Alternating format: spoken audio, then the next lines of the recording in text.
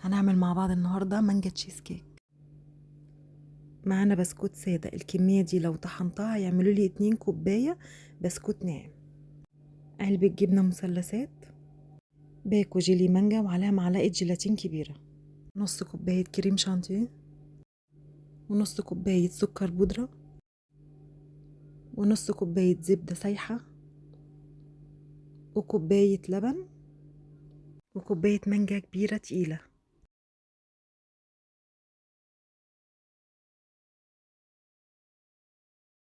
هنعمل مع بعض أول خطوة في التشيز.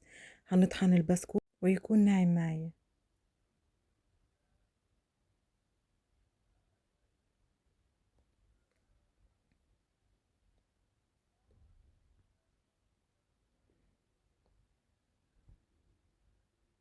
بالشكل ده. نعمل باقي الكمية.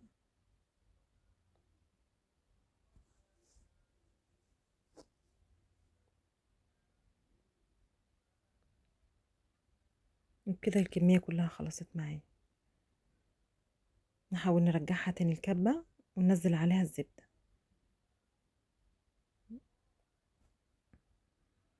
نضرب بالكبة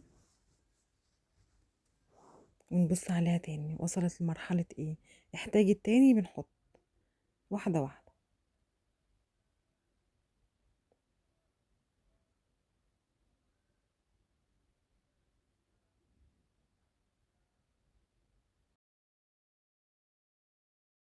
عايزاها توصل زي الرملة المبلولة، اجي امسكها تبقى متجمعة مع بعض كده بالشكل ده. كمية البسكوت اللي عندي احاول اوزعها على البولات اللي موجودة. نوع البسكوت اي نوع انت بتحبيه، المهم يكون سادة.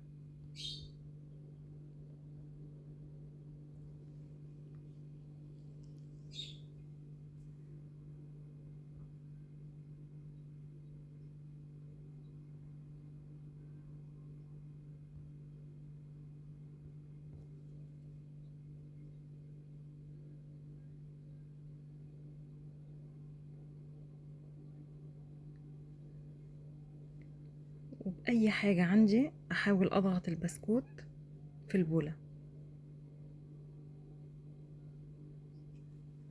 بالشكل ده. عايزاها تبقى متماسكة، طبقة متماسكة مع بعض.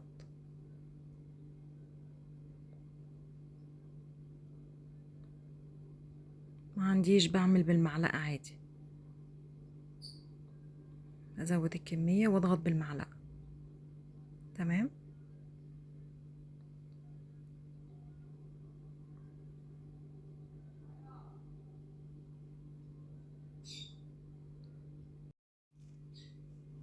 اوزع باقي البسكوت على البولات كلها بنفس الشكل ده.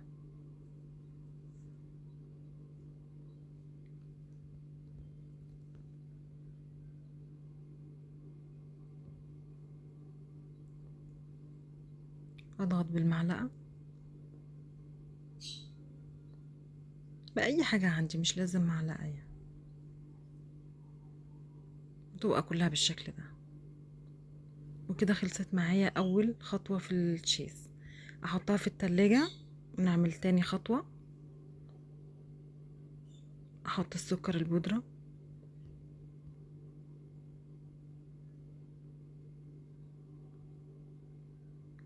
كريم شانتيه،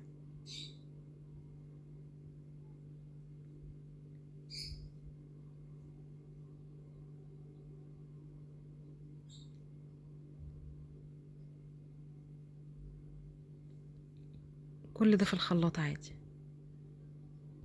ننزل المكونات كلها مع بعض. جبنة مثلثات،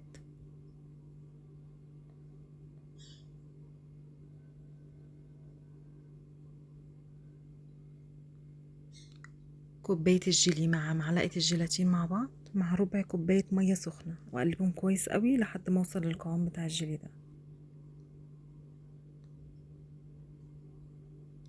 كوباية اللبن،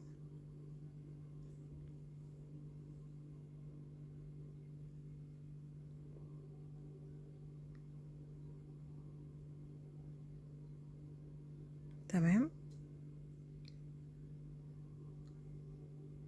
ونص كوباية مانجا. النص التاني هحتاجها في اخر طبقة في التشيز. ودي كده الطبقة التانية، وحاول اصبها في البولات بالشكل ده، واسيب مسافة بسيطة عشان الطبقة الاخيرة. بعد ما بيخلص معايا احطها على طول على التلاجة تجمد شوية، واشتغل في الطبقة الاخيرة. الطبقة الاخيرة معايا نص كوباية مانجا، نص كوباية جيلي، ومعلقة جيلاتين كبيرة، واقلبهم كويس قوي مع بعض، واصبهم على البولات. وكده اخر طبقة معايا. احطها في التلاجة 4 5 ساعات لحد ما يجمد شوية.